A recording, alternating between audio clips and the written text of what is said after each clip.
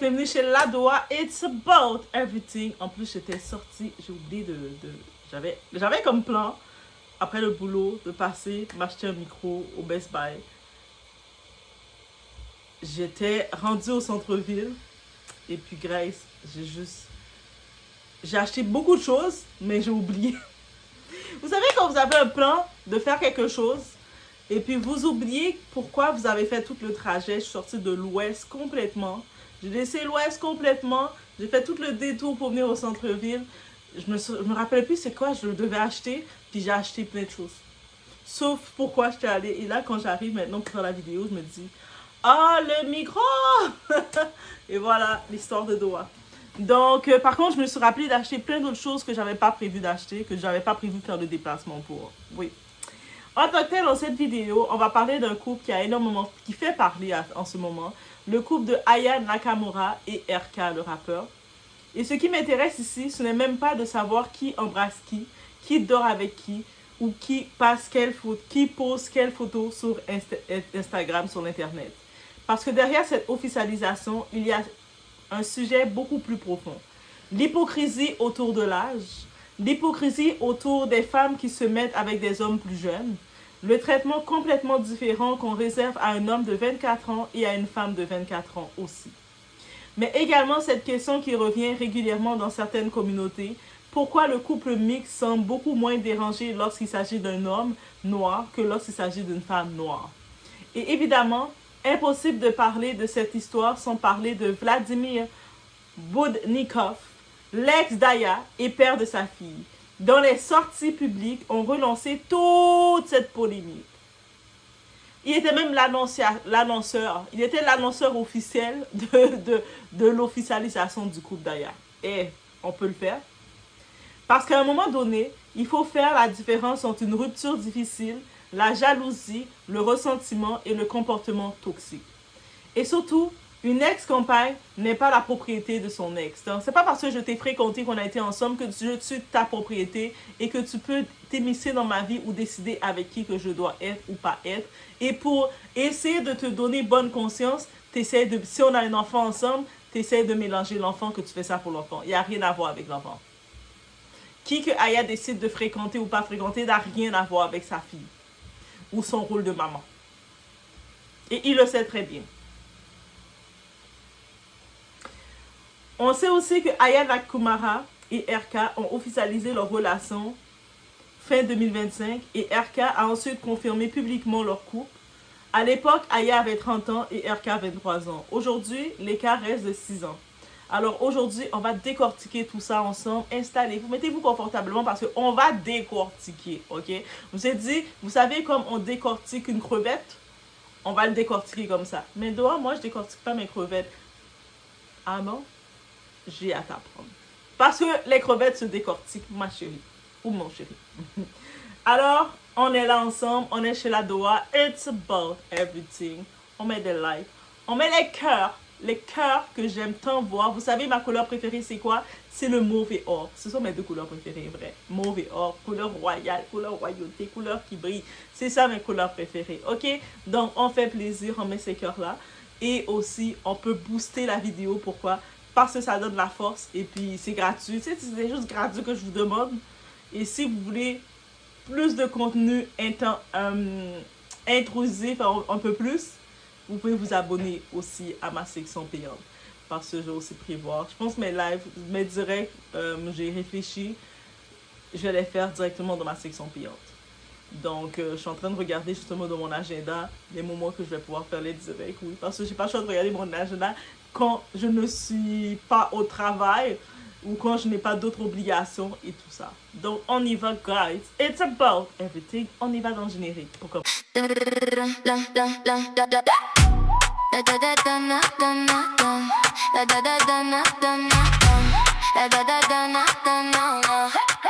La Doha TV, baby. J'ouvre la porte, tu viens. Tout ce qu'on vit, tout ce qu'on aime. Dans la poche, dans le matin. Viens avec nous aujourd'hui. Tu vas voir, tu vas sentir. On dit vrai, on dit fort. Et la nuit veut revenir. La Doha TV, la Doha TV. It's about Déjà, sans perdre un instant, on va y aller ce que sont l'ex qui veut encore contrôler la vie de son ex. Et ça, c'est le problème. Le taux de féminicide arrive souvent avec ce type de comportement, ce type d'ex. On commence avec Vladimir.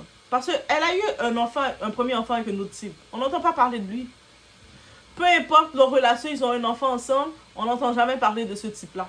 Il la voit sur la scène, il la voit performer, il voit s'expérimenter, il voit son argent à y agrandir, mais on n'entend pas parler de lui. Mais Vladimir, c'est lui le plus excité, il agit comme si c'est lui qui avait découvert Aya. C'est toujours l'ex qui a le plus été le médiocre dans ta vie, que tu as donné une chance, que tu ne vas pas. Vous savez, ce type, que tu savais que tu lui donnais une chance, tu le regardais, tu savais que ça n'allait pas marcher, mais tu lui donnes une chance. Après, quand tu as fini de donner une chance, même toi, tu te dis, mais quelle bêtise de ma part. Même toi, tu te trouves bête. Mais c'est lui qui te montre que tu n'avais pas aucune raison de donner aucune chance. En amour, on ne donne pas de chance. Mais nous, des fois, les femmes, on a ce côté, mais peut-être qu'on essaie de retirer toutes les lignes, toutes les drapeaux rouges pour se dire, mais peut-être que. Parce que franchement, il y a quelque chose que je trouve particulièrement révélateur dans cette histoire. À partir du moment où une relation est terminée, ton ex ne t'appartient plus. Même si vous avez des enfants ensemble, même si vous avez bâti des entreprises ensemble, ton ex ne t'appartient plus, point barre. Tu peux être le père de ses enfants, tu peux avoir vécu 10 ans avec elle, tu peux avoir été son premier amour, tu peux avoir partagé une maison, une entreprise, des projets. Ça ne te donne aucun droit de décider avec qui elle doit refaire sa vie. Et c'est précisément là que la situation devient intéressante. Lorsque la relation Aya et RK a commencé à faire parler, Vladimir s'est publiquement exprimé sur la vie sentimentale de son ex. Il a notamment publié des messages visant à évoquer les supposées relations d'Aya depuis leur séparation.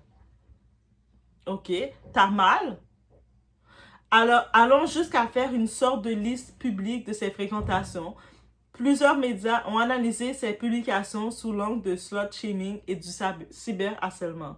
Et moi, j'ai une question très simple. Pourquoi tu comptes les hommes qui passent dans la vie de ton ex? En quoi ça te regarde? Vous êtes plus ensemble, c'est ton ex pour une raison. Ça veut dire que vos routes étaient séparées. Déjà, dans votre relation, c'était compliqué. Il y avait des rapports de force dans votre relation. C'était une relation compliquée, une relation casse-tête. Donc, vous vous séparez comme ça doit se faire. Bien sûr, on est tellement conditionné à rester dans l'amour-misère. Il y a beaucoup d'hommes qui sont conditionnés que la femme doit rester dans l'amour-misère. T'es un gars, tu me fais de la misère, tu m'apportes rien, mais je dois quand même rester dedans parce que je suis une femme. Mais c'est plus comme ça. À un moment, on va essayer de rester dedans jusqu'à ce qu'on regarde, on dit, mais qu'est-ce que tu m'as apporté? Rien. On fait la liste. Ce que tu m'apportes, le bien que tu m'apportes et ce que le négatif, ce que tu me retires. Et quand tu vois que tu me retires plus que tu m'apportes, mais la décision a été faite. Aussi simple que ça.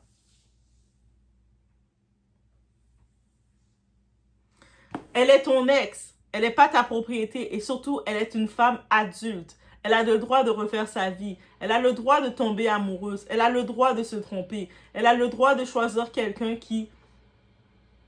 de choisir quelqu'un. Que la personne est l'opposé de toi, que la personne te ressemble ou peu importe, elle a le droit. Elle a également le droit de choisir quelqu'un qui ne te ressemble absolument pas. Si peut-être elle a été avec toi, elle a vu tout ton caractère, elle a dit « je ne veux plus ça ».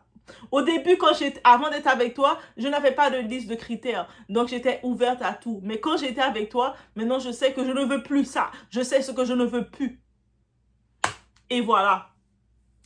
Tu n'as plus ton mot à dire. La seule chose que tu dois t'inquiéter, c'est que justement, sa paix mentale est là. Elle est en sécurité pour s'occuper de votre enfant commun si vous avez un enfant ensemble. Et qu'en plus, on voit Vladimir et on voit les gens pervers. Et j'ai regardé rapidement les commentaires. Beaucoup de la communauté afro qui appuyait Vladimir. Quand ils disent « Ah, mais Aya, t'étais supposée être au niveau de Rihanna, de Beyoncé. » Beyoncé et Rihanna, ce sont des chanteuses. Déjà, Beyoncé qui est avec Jay-Z, le monde critique. Le fait que Jay-Z est billionnaire, il fait plus d'argent que Beyoncé, c'est pour ça que le monde, il ferme leur clapet. Mais comment le monde a critiqué Jay-Z? Comment le monde a dit, comment a-t-il osé Beyoncé, belle femme comme elle se met avec un Jay-Z qui a des traits négroïdes? Parce que vous savez, la culture afro, nous les Noirs, on est très compliqués avec nos traits. On n'accepte pas nos traits. Donc, Jay-Z qui arrive avec son nez afro, son nez négroïde, avec sa bouche négroïde, le monde a dit, mais Beyoncé peut avoir un meilleur homme, elle peut prendre un gigolo, même pourquoi elle va se prendre un gars le monde a considéré qu'il n'était pas beau à leurs yeux. Mais après, quand le monde a regardé que Jay-Z est un big boss, Beyoncé s'est mis avec le big boss. Elle aurait pu se mettre avec un usher qui la trompe, et après ils font 2-3 enfants, t'entends divorce. Elle a réfléchi plus long terme, parce que Beyoncé c'est une femme d'intelligence. Elle a réfléchi long terme, elle a dit, moi non, moi j'ai un homme déjà, que je me sens bien avec lui. Elle a dit à plusieurs reprises, plusieurs entrevues, qu'est-ce qu'elle disait? Jay-Z est l'homme qui l'a tout appris, qui l'a même appris à être une femme. Une femme qui ose, qui dit ça d'un homme, on imagine déjà toute l'ampleur que ça veut dire. On voit que Beyoncé calcule personne, mais quand il s'agit de Jay-Z, elle joue pas avec son Jay-Z. On a même le couple Rihanna est critiqué. Pourquoi? Parce que Rihanna, elle est aussi billionnaire, son gars est millionnaire. Il a de l'argent, il a des millions, mais il n'a pas les billions. Il n'est pas multimilliardaire à son niveau à elle, financièrement. Le monde, comment jusqu'à maintenant, vous critiquez le couple de Rihanna. Vous ne laissez pas de paix. Il y a même une vidéo que j'ai faite sur ça. Et j'en fais, je continue parce que vous savez, Doha est dans le bateau, est une Navy. Doha aime ça faire des tours de bateau. Je suis encore dans le bateau. On s'amuse dans le bateau. Nous, même s'il n'y a plus d'album, on est correct. On s'amuse, on est en train de twerk et puis de faire le carnaval comme lui. On est bad girl, oui, oui. Bad girl Doha. Eh yeah, bad girl Doha. Donc, jusqu'à maintenant, vous critiquez son couple. Malgré que vous voyez, Asap vous a rien fait, il a sa petite carrière aussi. Peut-être qu'il n'a pas la même carrière que sa femme, mais il a sa carrière, il fait ses trucs. Vous le critiquez. Vous voyez qu'à chaque fois, Rihanna, dans toutes ses présentations, quand vous la voyez, dans toutes ses apparitions publiques, vous la voyez heureuse avec son gars. Vous entendez que sa relation, quand elle a parlé, son gars, c'était son ami. Rihanna, elle a toujours dit, elle doit se décider de faire, avant d'avoir ses enfants, si elle parlait déjà qu'éventuellement, elle veut beaucoup d'enfants. Dans ces entrevues, ça c'est des gens qui connaissent rien de Rihanna. Déjà dans ces entrevues, on se rappelle, c'est une entrevue, c'est avec Hélène Degeneres, et puis elle lui disait qu'elle voulait une grosse famille. Elle dans sa vision de la famille, elle voulait éventuellement, quand elle va être prête, elle voulait une grosse famille. Beaucoup d'enfants. Et elle disait une autre chose aussi. Pour elle, Rihanna, c'était important de faire des enfants avec un homme noir. Donc, et puis les gens, vous êtes, mais il y avait le prince de l'Arabie Saoudite qui a des millions, et puis elle a laissé tomber ça. Parce qu'elle a vu que ça ne la correspondait pas. Est-ce que vous pensez qu'elle aurait fait, à chaque année, elle est ambassadeur de son pays, depuis qu'elle a signé, elle a 17 ans et qu'elle a 18 ans, elle est ambassadeur de son pays. Chaque année, elle est en Barbade dans toutes les parade de son pays en train de défiler, elle met ses petits costumes. Vous pensez que le prince musulman, en plus de ça, aurait accepté cette culture d'elle? Elle le savait déjà. Elle savait déjà de son odorat, de qu'est-ce qu'elle était. En plus, Asap, il a sa même culture qu'elle. Là, maintenant, on a le cas de Aya. On a Vladimir qui ose dire, pourquoi elle n'a pas pris Lewis Hamilton? Est-ce que je dois annoncer? Oui, il faut annoncer à Vladimir que Lewis Hamilton, actuellement, peut-être qu'il a eu un flirt avec Aya, ça n'a pas fonctionné finalement. Ou peut-être il a juste vu, comme Aya, c'est une célébrité, on la voit accompagner plein de monde et puis ça se fait des idées. Mais Lewis Hamilton, actuellement, il vit sa lune de miel avec Kim Kardashian. Et puis, on voit le type de femme qu'il est attiré vers. Que ce soit, on se rappelle, il était avec Nicole Scherzinger. Et puis, Lewis Hamilton, est-ce que c'est un homme qui veut s'engager avec une femme, mettre la bague et aller dans des délires comme ça? Je pense pas. On se rappelle, il avait fait presque 15 ans avec Nicole Scherzinger. Moi, j'adore tellement cette femme, Nicole Scherzinger. Tu sais, il y a Kim Kardashian, j'ai rien contre toi, Kim Kardashian. I still love you, baby girl. Mais Nicole Scherzinger, celle dans Pussycat Dolls, oh my God, elle, je l'aime tellement, je la trouve tellement... Pour moi, c'est le type de femme qui représente la féminité. Quand on parle, on doit s'inspirer, regarder des femmes féminines, des femmes qui inspirent la féminité. Moi, le nom qui me vient en tête, c'est Nicole Scherzinger. Elle dégage ça, elle dégage la féminité forte, la féminité moderne, la femme, oh my God, je pourrais faire une vidéo complète, vous parler d'elle, je pense qu'on va le faire. Et puis vous parlez d'elle, vous dire que nous femmes, quand on doit regarder des modèles, c'est pas les coachs en ligne qui viennent raconter n'importe quoi, dépendant de l'argent qu'ils peuvent faire, là, ils sont en train de cotiser leur argent en ligne. Non, il faut regarder, aller voir les modèles sur place. Et Nicole Scherzinger, c'est une modèle. Elle a fait près d'une dizaine d'années relation avec ce type, Lewis Hamilton. C'était un couple que moi, j'imaginais déjà leur mariage. Et puis après, ils se sont séparés. Ça a été une séparation très rapide parce que Nicole Scherzinger, c'est une femme. Une femme que c'est une femme. Elle s'est séparée, pas faite de déclaration, rien fait. Elle a juste passé à autre chose. Lui, après, on l'a vu dans plusieurs flirts. Il a commencé à date un peu tout le monde. On l'a vu avec Kendall Jenner. Yeah! Il avait flirté avec Kendall Jenner. Ah, là, on le voit avec Kim Kardashian. On voit est-ce qu'il est un homme sérieux? Déjà, t'étais déjà en flirт, pas en flirt, petit flirt fréquentation, il fréquentait Kendall Jenner, la petite sœur de Kim. Après, tu le vois en train de se promener avec Kim. Kim aussi, c'est une petite cochonne des fois. Et Kim, désolé, je t'aime Kim, mais Kim, t'es une petite cochonne. On l'assume, tu l'assumes, on a tout assumé. Et puis lui est là. Moi, mais Aya, c'est avec un gars comme Lewis Hamilton pour s'occuper de ses filles. Ce Lewis-là, qu'elle devait prendre. Alors que le temps elle s'est affichée avec RK, on voit RK, il fait sa musique, il aurait pu en profiter, faire du buzz sur le nom d'Aya. Parce que Aya, actuellement, les Américains, vous savez, c'est la musique francophone, mais les Américains, ils s'intéressent aux Français, même s'ils ne comprennent pas. C'est tellement mignon. Quand vous voyez les Américains, les Français, allez aux États-Unis, puis allez parler français. Je sais que en France, c'est différent. Vous faisiez de l'attitude avec les Américains quand ils viennent vous voir, parce que le fait qu'ils ne savent pas parler en français.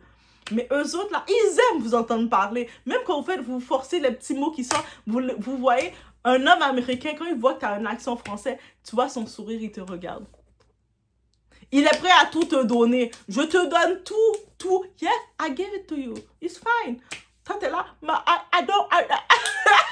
quand t'es aux États-Unis, c'est là que ton accent francophone doit le plus ressortir parce que tu as la cote. Le français a la cote aux États-Unis. Je vous dis, dans les pays, même pas aux États-Unis seulement, j'ai remarqué dans tous les pays anglophones, d'abord la petite langue française dans ta langue, le petit accent français.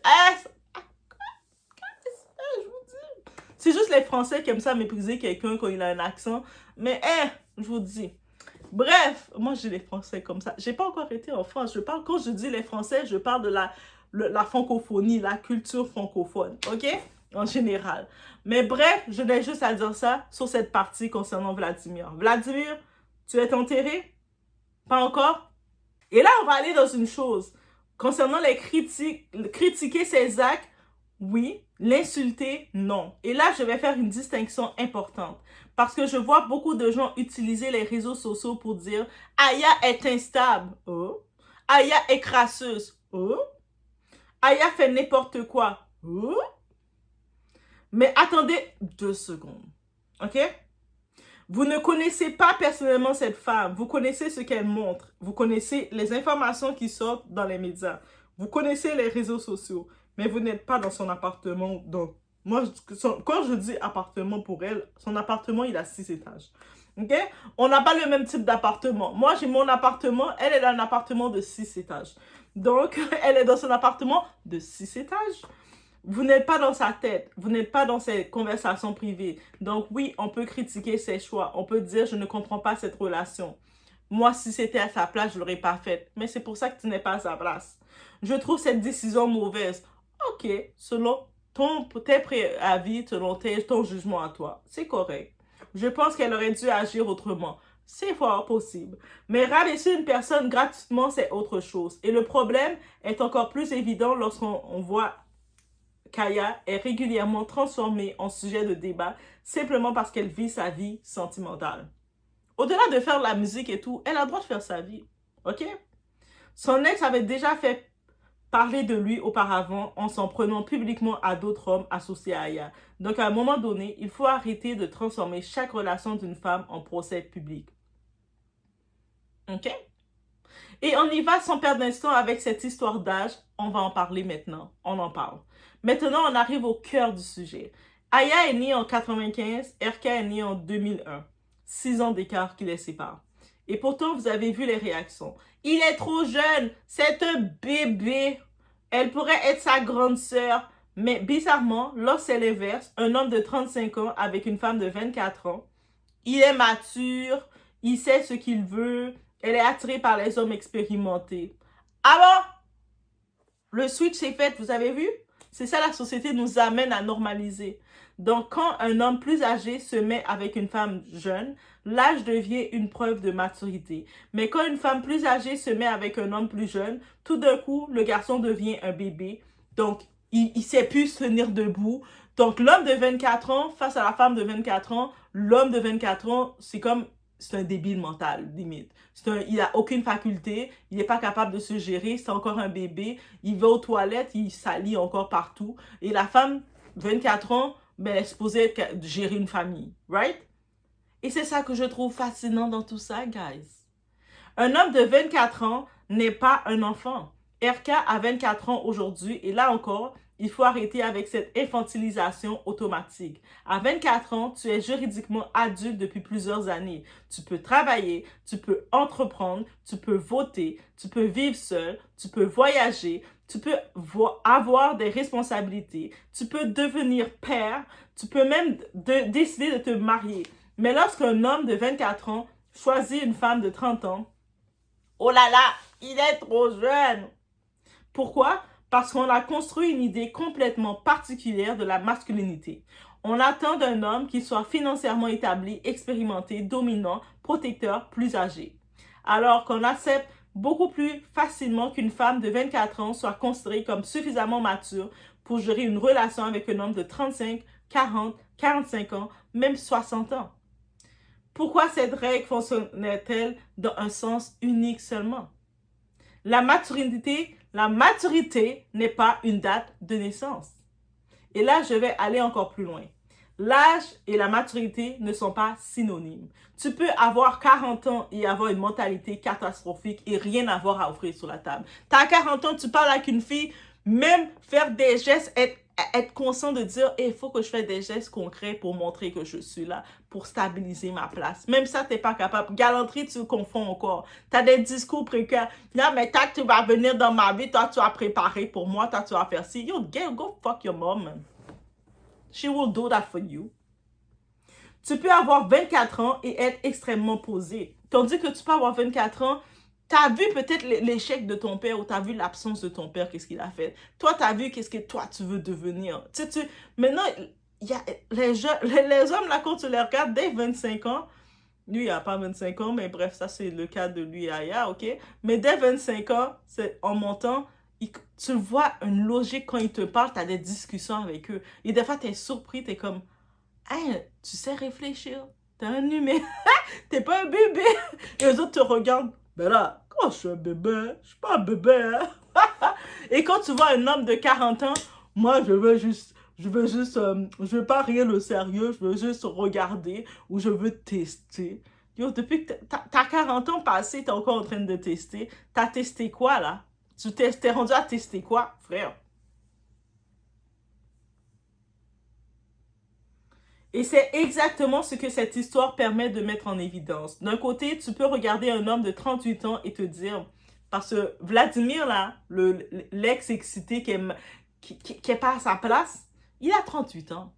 Et là, il est en train d'insulter le gars, mais c'est un 2001, mais le 2001 te dépasse. Et c'est ça qui le choque, parce que l'homme a de l'ego. Et c'est ça qui le choque, que l'homme de 24 ans te dépasse. C'est-à-dire, elle est allée prendre un homme plus jeune.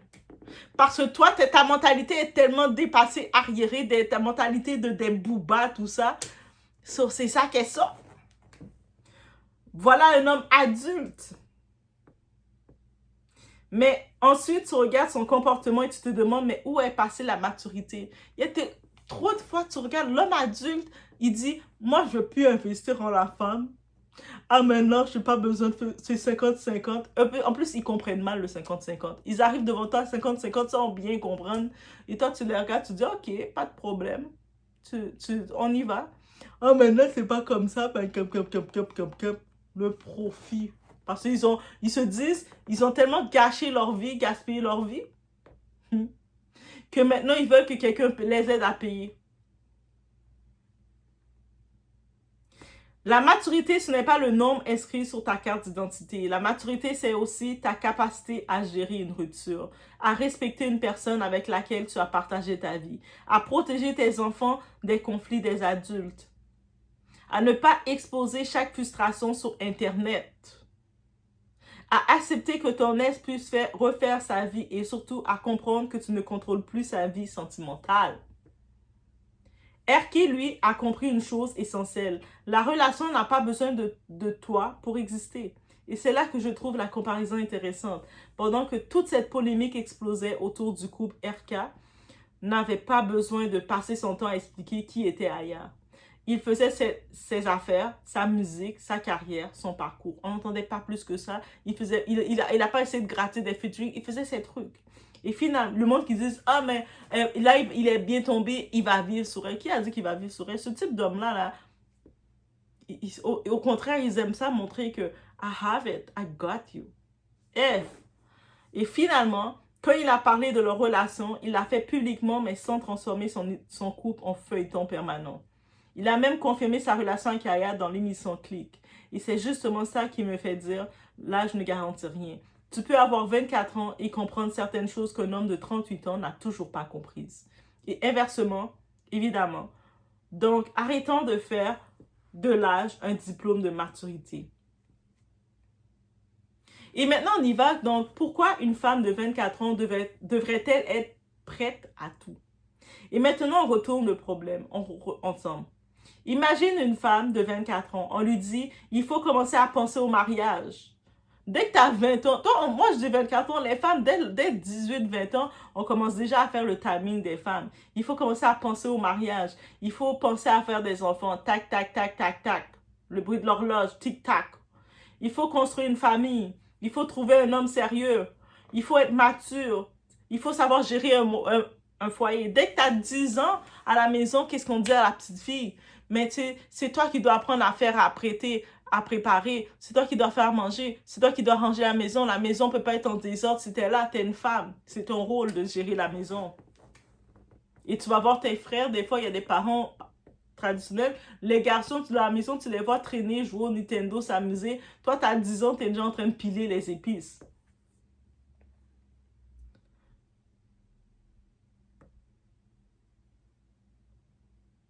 Mais là, cette fille-là va dire, je préfère un homme de mon âge, on va lui répondre, il est trop jeune. Un homme de ton âge, c'est trop jeune, ma chérie. Mieux vaut aller prendre tonton papy, là, qui a expérimenté, qui a vu plein d'expériences, qui a raté sa vie, plusieurs relations.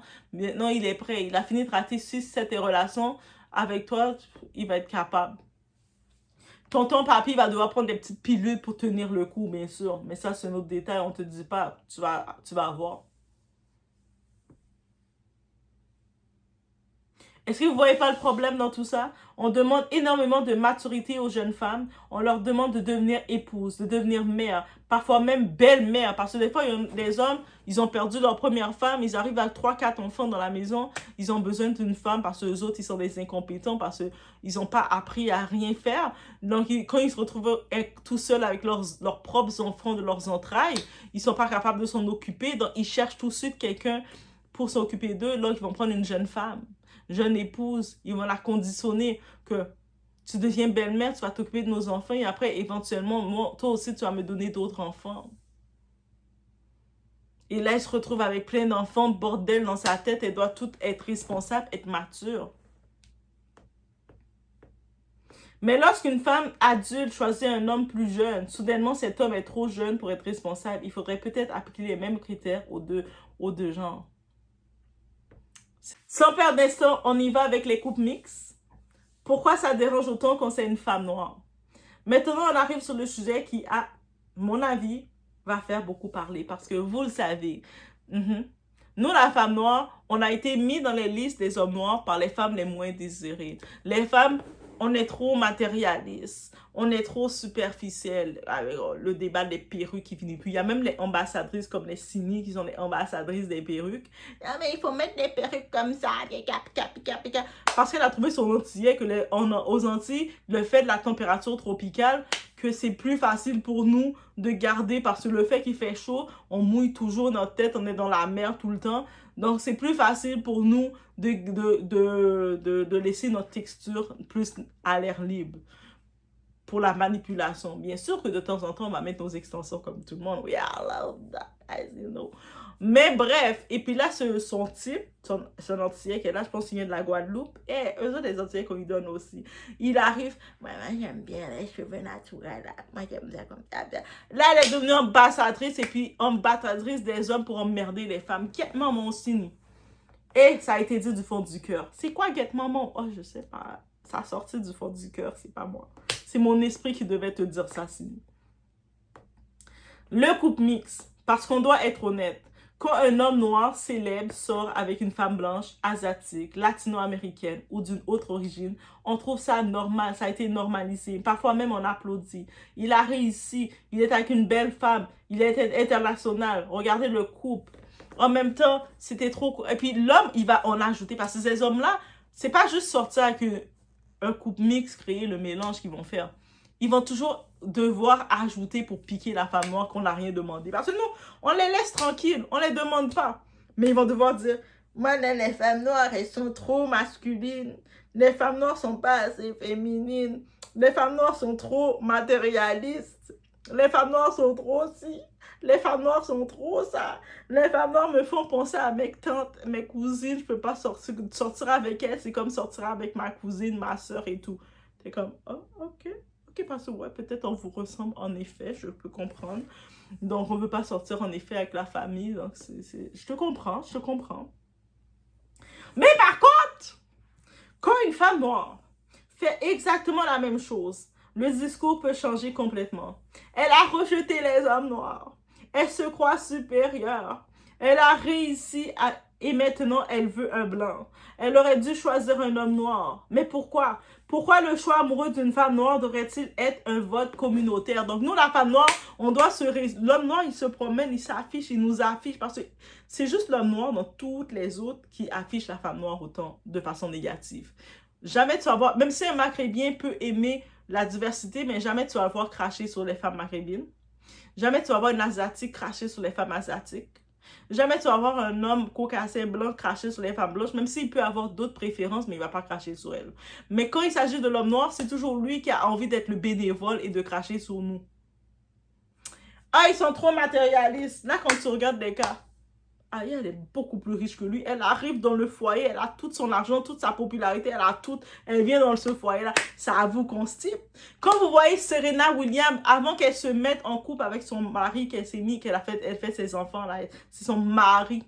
Un bon blanc, là, bien. Comment le monde, vous l'avez, les critiques étaient sur elle. Elle est trop, regarde, son corps est trop masculin. Yo, elle est joueuse de tennis, où est-ce que tu es sur le terrain, dans le soleil.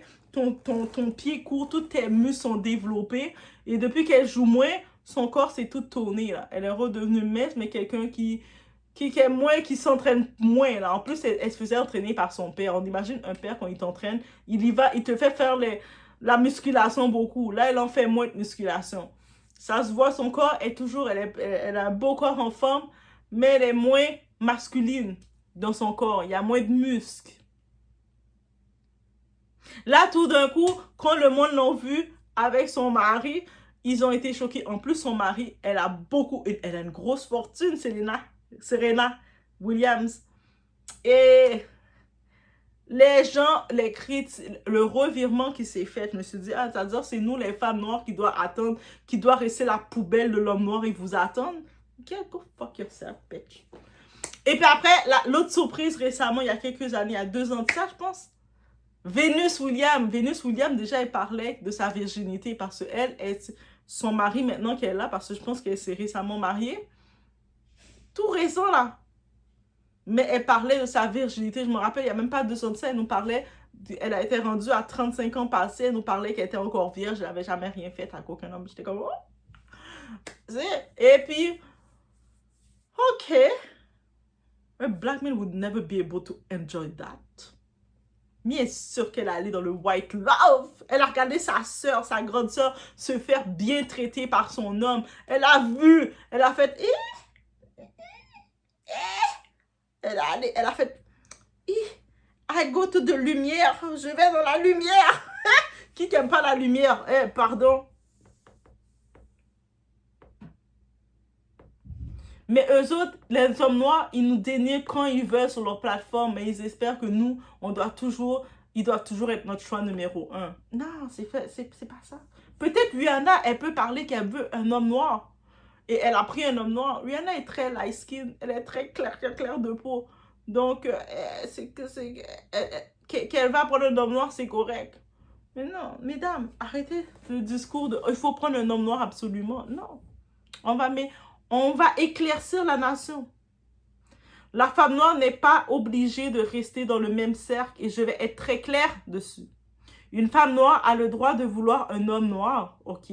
Elle a le droit de vouloir un homme blanc. Elle a le droit de vouloir un homme asiatique. Elle a le droit de vouloir un homme arabe. Elle a le droit de vouloir un homme latino. Elle a le droit de choisir l'homme avec lequel elle se sent bien, point final. Et ça ne signifie pas qu'elle déteste les hommes noirs. Parce qu'on entend souvent ce raccourci. Si elle sort avec un homme blanc, c'est qu'elle déteste les hommes noirs. Alors que nous, les femmes, contrairement aux hommes noirs qui sortent avec des étrangères, mais quand je dis des étrangères, des femmes qui ne sont pas noires, c'est plus eux qui vont justifier leur choix en rabaissant. Moi, si je ne suis pas avec une femme noire, c'est à cause des femmes noires, ils mettent trop de perruques. C'est quoi le rapport avec nous? Tu as décidé d'être avec ta femme. Dis que tu es avec ta femme parce que tu l'aimes, tu la trouves belle et that's it, point final. Moi, je suis avec elle, ma partenaire actuelle, parce que je la trouve belle. Elle a chaviré mon cœur. Quand je l'ai vue, mon cœur a fait boum, boum, boum. Et that's it, point final. Tu as le droit de dire ça. Non. Ça ne fonctionne pas comme ça. Une relation amoureuse n'est pas un programme politique. Ce n'est pas je représente telle communauté, donc je dois choisir telle communauté. Non. Tu rencontres quelqu'un, vous vous plaisez, vous avez des valeurs communes, vous vous respectez, vous construisez quelque chose, point. Mais pourquoi la femme noire arrive-t-elle souvent avec quelque chose dans la relation? Et ça, c'est notre fait qu'on doit en parler. Et ça, c'est une autre discussion qu'on doit avoir. Parce qu'une femme noire qui arrive à un certain niveau professionnel arrive souvent avec un parcours, des diplômes, carrière, expérience, indépendance financière, réseau, personnalité et parfois même une énorme expérience de vie. Elle n'arrive pas forcément dans une relation en demandant « qu'est-ce que tu m'apportes ?» Elle sait déjà dans sa valise, elle a aussi des choses à apporter. Elle arrive déjà avec une partie de sa construction. Et parfois, le problème vient justement de là. Parce que certains hommes ne cherchent pas une partenaire. Ils cherchent quelqu'un qu'ils peuvent dominer. On se rappelle du discours de Zach Marquesa, là, qui disait quoi? Le but, c'est de briser leur ego. Quand elles arrivent avec leur connaissance et tout, il faut le briser. Elles arrivent avec leur carrière, tu dois la briser. Right? Ils cherchent quelqu'un qu'ils peuvent rabaisser, quelqu'un dont ils peuvent casser la confiance. Quelqu'un qui va finir par se dire, peut-être que j'en demande trop. Parce que dès que la femme, on dit, c'est quoi que tu recherches un homme? Ah, moi, je veux un homme qui est attentionné. Ah, ben là, pourquoi tu demandes tout ça? T'es comme, j'ai juste demandé de l'attention. Mais là, tu en demandes trop, là, t'es indépendante. OK. Jusqu'à ce qu'il commence à dire, tu dis, ah, ben, premier date, j'attends à être séduit, j'attends à être impressionné. Eux autres disent, t'es trop matérialiste, comment tu t'attends à être impressionné dans tes dates?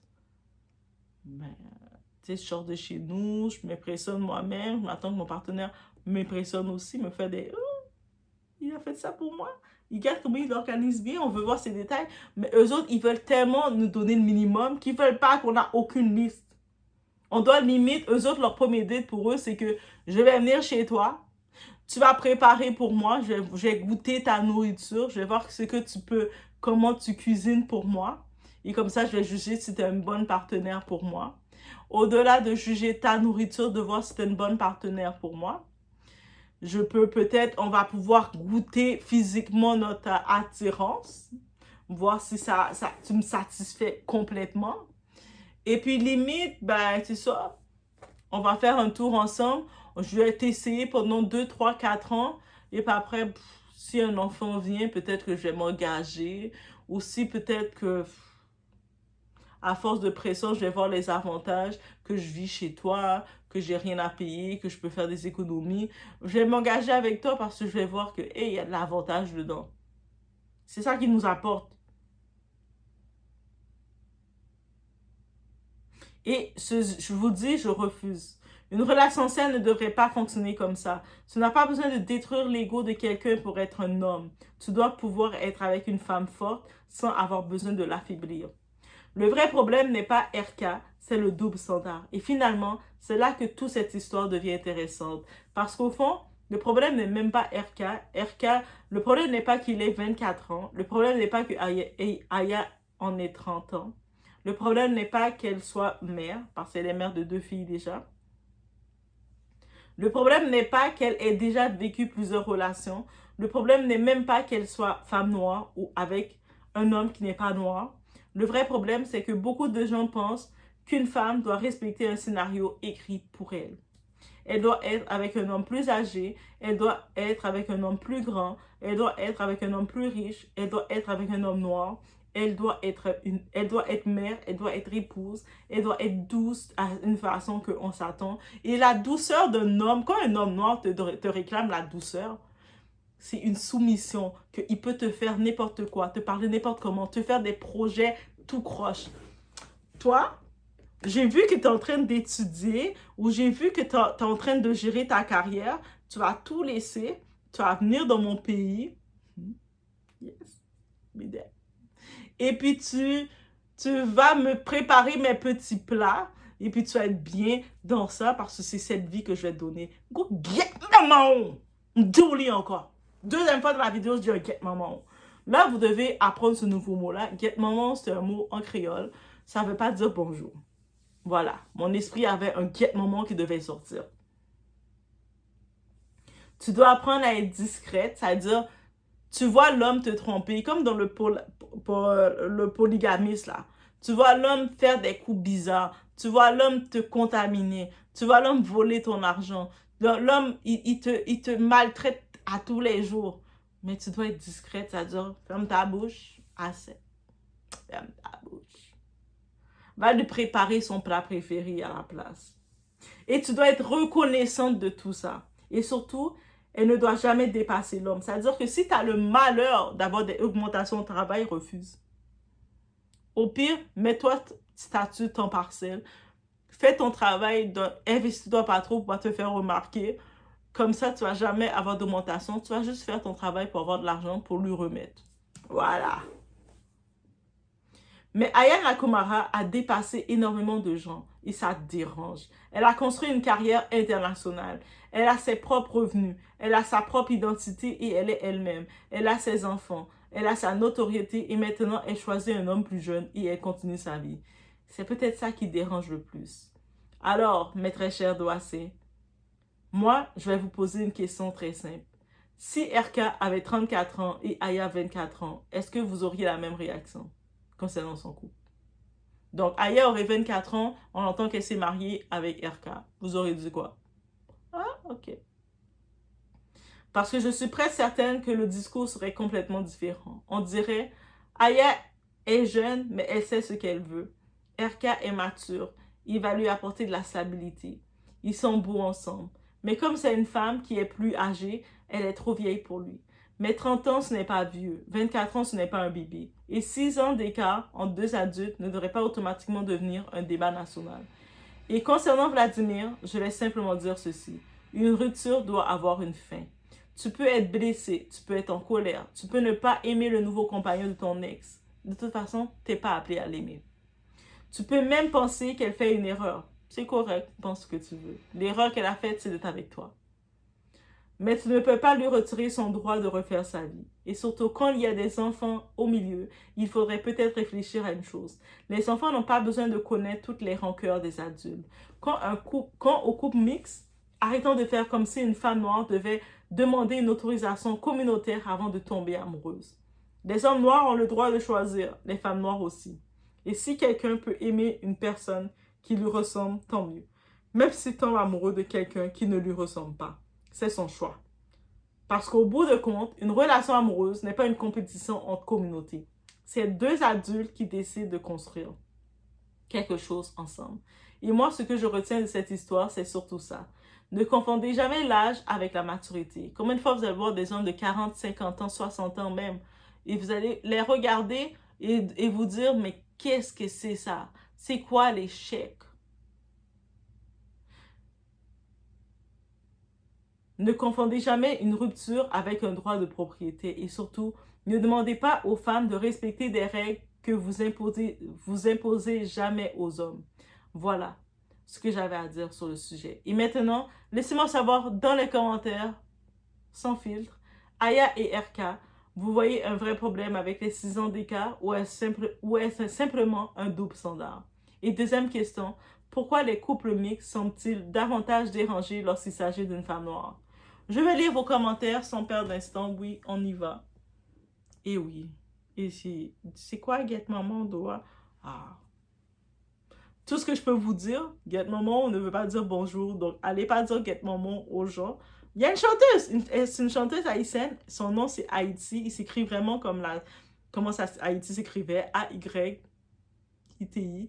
Elle a fait une chanson comme ça. Elle a appelé sa chanson et puis elle dit Get Maman, Get Maman. Ce genre de chanson quand on était petit, est-ce qu'on aurait pu chanter ça devant nos grands-mères, devant nos personnages, comme ma mère aime dire, les personnes âgées, les personnes nos aînés? Est-ce qu'on aurait pu commencer à marcher, moi en train de chanter Get Maman, Get Maman, Get Maman? On n'aurait pas pu chanter ça. Mais maintenant, en 2026, il y a des chanteuses qui font des chansons avec cette parole-là. Donc, on peut le dire, on peut le chanter et puis dire « Je chantais Get Maman! » C'est une chanson, c'est un mot. Mais, pardon, est-ce qu'on aurait pu faire ce mot-là? Ce mot-là, c'était un mot tabou dans notre temps. Maintenant, 2026 ça a changé, nous a permis d'ouvrir nos horizons, qu'on peut utiliser un peu tous les mots. So, ouais. Donc, je laisse sur ce. Dites-moi combien de fois vous avez entendu le mot Get Maman dans la vidéo. Oui, on fait ce jeu-là. On se retrouve au prochain.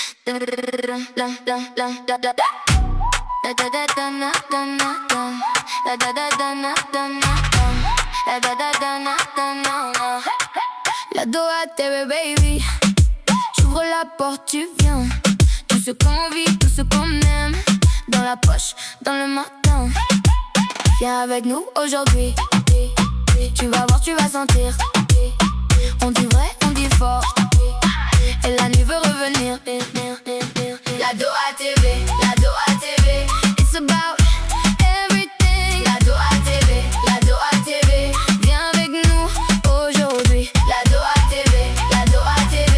C'est loud, come with me. La Doha TV, la Doha TV. Tout est là, viens avec nous. Un regard, un plan, un défi. Des rires dans la cuisine. Des histoires, des envies. Ça tourne, ça s'illumine. Viens avec nous aujourd'hui. Tu vas voir, tu vas sentir. On dit vrai, on dit fort. Et la nuit veut revenir. La Doha TV.